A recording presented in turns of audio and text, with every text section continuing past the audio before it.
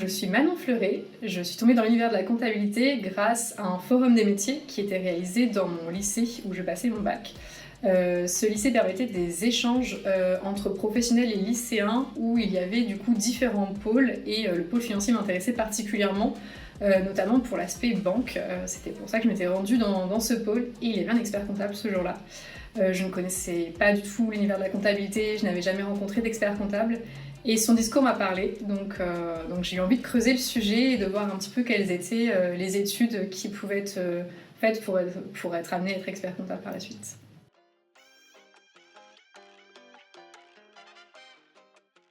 J'étais passionnée d'économie et de finance et pour moi le métier le plus abordable dans mes yeux d'adolescente c'était vraiment la banque parce que c'est vraiment le métier pour moi enfin, l'univers qui manie les chiffres et qui peuvent apporter en fait de l'aide dans le quotidien aux particuliers et entreprises. Et j'ai retrouvé des similitudes dans ce que je cherchais initialement avec la comptabilité, même si c'est du coup vraiment l'aspect pro, l'aspect de pouvoir aider les clients entreprises dans leurs choix stratégiques au quotidien.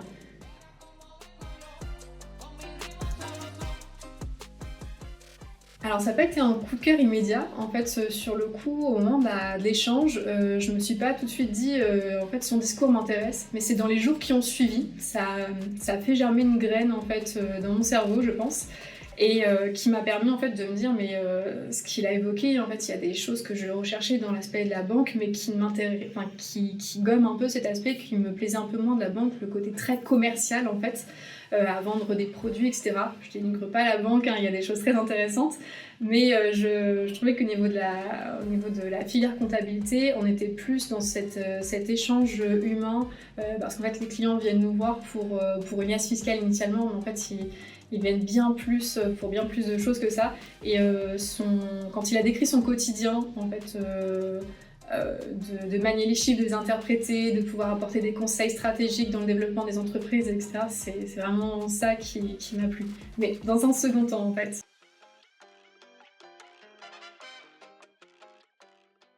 Honnêtement, il n'était pas forcément très au courant de la filière, disons vaguement, et je pense que c'était encore avec les anciens termes de diplôme. C'est vraiment par moi-même, j'ai creusé comment on pouvait devenir expert comptable, quelles étaient les filières, et j'ai découvert en fait le DCG, donc le diplôme de comptabilité et gestion, qui se fait en 3 ans. J'ai regardé un petit peu autour de chez moi où j'avais la possibilité d'en faire, et j'ai trouvé le lycée Flaubert de Rouen. J'ai été voir aussi une conseillère d'orientation pour un peu aiguiller mes choix, mais j'avais déjà fait un peu tout ce chemin en fait, de découverte de la filière. Ce qui me plaisait dans le DCG, c'était surtout de pouvoir, si je voulais arrêter en fait, après le DCG, de pouvoir tout de suite avoir un diplôme qui me permettait d'être professionnalisant, de pouvoir aller dans le monde de l'entreprise ou du cabinet, si jamais je finissais par ne pas aller jusqu'à l'expertise comptable au final.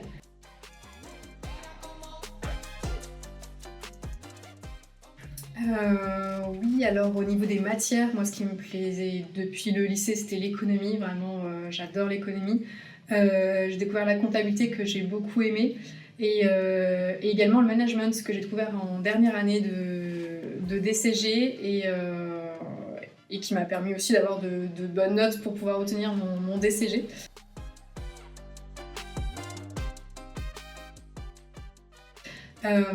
Au niveau des actions qu'on a menées, j'ai souvenir d'une action assez intéressante où on devait aller à la rencontre de chefs d'entreprise.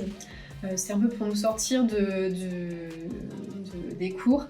On devait trouver un rendez-vous, un chef d'entreprise qui voulait bien parler de son quotidien, de comment il gère son entreprise. Et j'ai souvenir de l'échange, je me remémore encore vraiment l'échange avec ce chef d'entreprise qu'on ne connaissait pas du tout. On y a été un petit peu, on va dire, au culot à le démarcher et aucune de nous trois, parce qu'on était par groupe, aucune de nous trois le connaissait initialement, on connaissait juste son entreprise. C'était un échange très intéressant, c'est je pense un des premiers échanges du coup avec un chef d'entreprise qui nous parlait vraiment de son projet d'entreprise que j'ai pu avoir pendant mon cursus.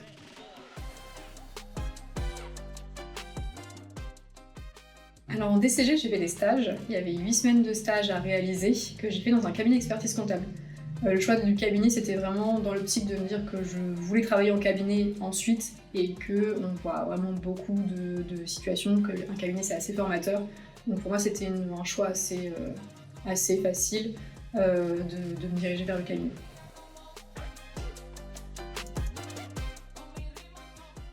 J'ai jamais hésité. Ça a Ok. toujours été cabinet.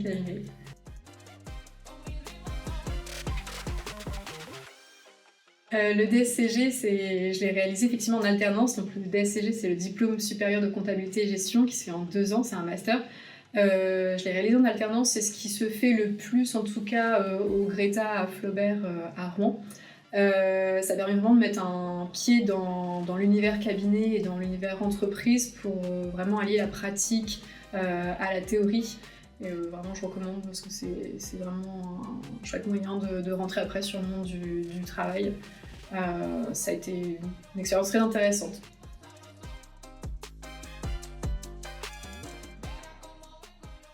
J'ai réalisé mon stage et mon alternance dans le même cabinet.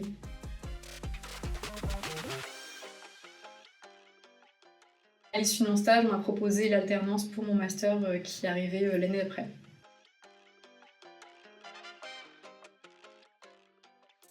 En démarchant, j'ai trouvé mon cabinet effectivement en démarchant. J'ai été voir un petit peu tout. Enfin, j'ai déposé mon CV dans plein de cabinets dans les alentours. J'en ai fait certains déposant physiquement, d'autres par courrier. Mais effectivement, j'en ai démarché, je pense, une bonne quarantaine.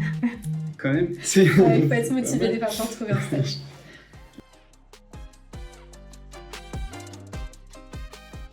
Oui, à l'issue en fait de mon alternance, mes anciens experts comptables m'ont proposé du coup de m'embaucher, puisque le stage d'expertise comptable au final c'est vraiment vivre dans un cabinet avec un CDI, on est embauché, et le stage consiste à avoir des formations donc à côté de son travail pour remplir les obligations en fait, que nous donne l'ordre pour avoir effectivement l'attestation de fin de stage.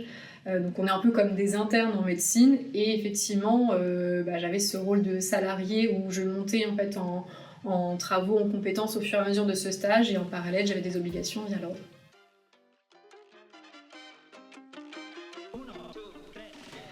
Alors effectivement, au début, donc quand j'étais stagiaire et même au début de mon alternance, on commence par les bases. Donc effectivement, j'ai fait du tri de facture, de la saisie, du pointage, du rapprochement bancaire, vraiment les choses classiques qui permettent d'apprendre vraiment le métier à son origine. Et au fur et à mesure des années déjà d'alternance, j'ai effectivement pu avoir les contacts clients, j'ai pu assister à des rendez-vous téléphoniques, assister aussi à un client au tribunal par exemple. Enfin, j'ai vraiment pu voir différentes choses. Et pendant le cursus de mon stage d'expertise comptable, là j'ai vraiment pu sur ces 3 ans voir encore plus de choses et approcher le métier d'expert comptable en accompagnant davantage les clients sur diverses missions, en épaulant également un collègue qui était alternant, donc en le formant, etc., pour le former dans les méthodes de travail et pour aussi le faire monter en compétences.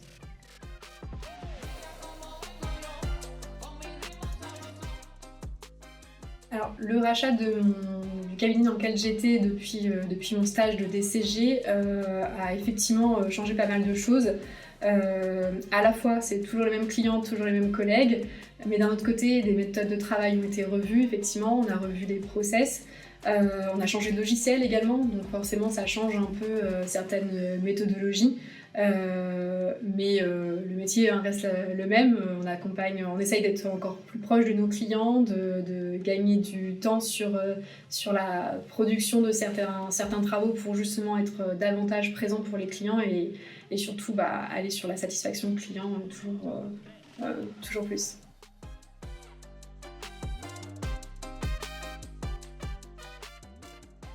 J'ai choisi de travailler effectivement sur un sujet de dimension managériale, notamment sur les compétences. Parce qu'en fait, le métier alors on dit qu'il est en bouleversement déjà depuis quelques années, on en parle depuis que je suis peut-être au début de mes études. Mais les process changent de plus en plus rapidement, les obligations changent également et les attentes, que ce soit des clients ou des collaborateurs, changent. Et le cabinet a besoin de se renouveler en permanence. Donc j'ai choisi effectivement un sujet sur le cabinet apprenant, Ce sont du coup des méthodologies de travail pour faire en sorte que le cabinet soit toujours en veille sur l'apprentissage, que ce soit de l'apprentissage technique, mais aussi sur les compétences comportementales, afin que tous les collaborateurs puissent s'entraider, mais qu'on puisse aussi avoir des formations extérieures sur comment s'améliorer, toujours dans cette optique de satisfaction client et de monter en compétence les collaborateurs.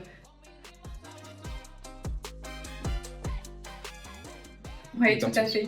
En fait, les collaborateurs viennent de différentes formations puisqu'on peut arriver dans un cabinet comptable avec différents diplômes et les cursus étant variés, les expériences variées entre collaborateurs, les sensibilités également, chaque être humain a des sensibilités différentes et des appétences particulières. J'ai senti que parfois on a trop tendance à garder une compétence pour soi sans forcément la diffuser, pas parce qu'on n'a pas envie de diffuser aux collègues, mais juste parce qu'on n'y pense pas forcément de groupe de travail pour se donner un petit peu les bonnes pratiques, les méthodes qu'on peut avoir. Et c'est en partant de ce constat-là que je me suis dit qu'il fallait mettre quelque chose en place pour juste échanger davantage sur ces idées-là.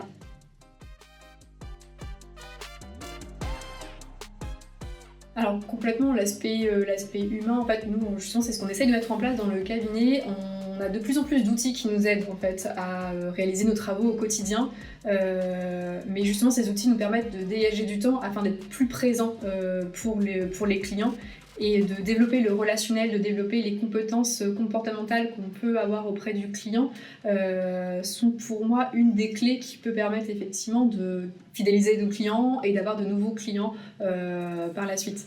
Donc pour moi, c'est vraiment une compétence essentielle à développer dans les cabinets par la suite, dès maintenant.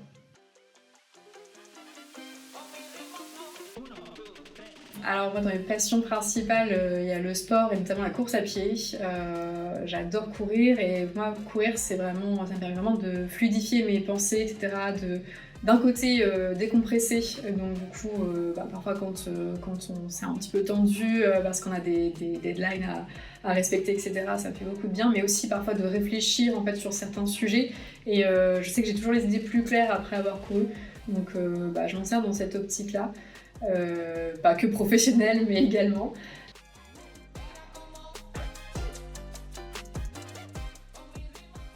Alors, quand j'étais stagiaire, j'avais pas forcément d'objectif précis sur comment je voulais exercer. Ça a été un peu un flou qui m'a parfois un peu handicapée entre guillemets parce que je me disais bon, pour avoir ce diplôme qui est difficile à obtenir, il faut quand même que je me fixe un objectif. En fait, je savais pas trop comment je comptais exercer. Et en fait, aujourd'hui, je vois un peu en fonction des opportunités. Aujourd'hui, pour moi, l'expert comptable a vraiment un rôle important dans l'économie de nos entreprises. J'aime particulièrement accompagner les TPE. Qui font vraiment le tissu économique de nos régions, de notre pays. Et pour moi, vraiment, c'est le rôle de l'accompagnant qui est hyper important pour l'expert comptable. C'est pour moi le mot-clé.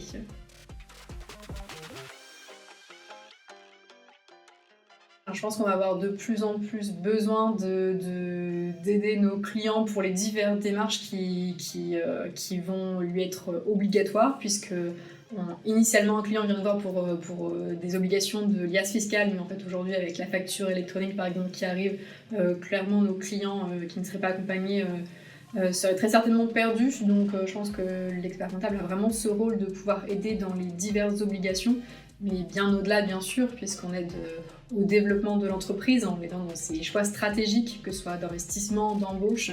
Donc en fait ça va vraiment dans le prolongement de ce que fait déjà l'expert comptable depuis des années. Au niveau de la vision nouvelle, je pense pas apporter quelque chose de particulier par rapport à tous mes confrères et consoeurs qui exercent déjà depuis des années. Je pense juste que la proximité avec le client, l'accompagnement et effectivement la relation humaine sont des éléments clés pour la profession, pour la suite. Et puis toujours se mettre en veille des nouvelles technologies, puisque aujourd'hui on a quand même de la technologie qui avance énormément. Il faut vraiment garder un œil sur tout ce qui peut se faire pour nous aider nous dans notre quotidien, mais aussi les clients pour les accompagner dans les recherches.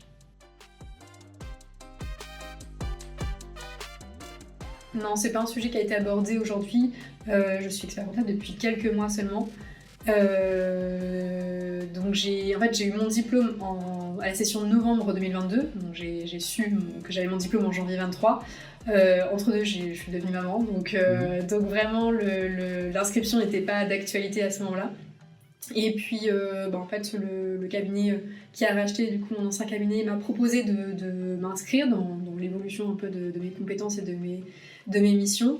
Donc ça s'est fait, c'est vraiment le cabinet qui a été à l'origine en fait de cette démarche, chose qui me convenait complètement par rapport à mes objectifs.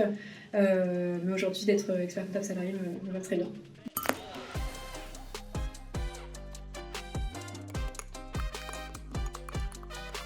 Alors, café dans le monde professionnel plutôt. Par contre, à la maison, un bon thé, c'est parfait. Ah, je suis les deux teams. Sportive, allez. Ciné. Podcast. Pouvoir lire dans les pensées des clients. J'ai le chat qui me vient en tête. Pour quelle raison, je ne sais pas.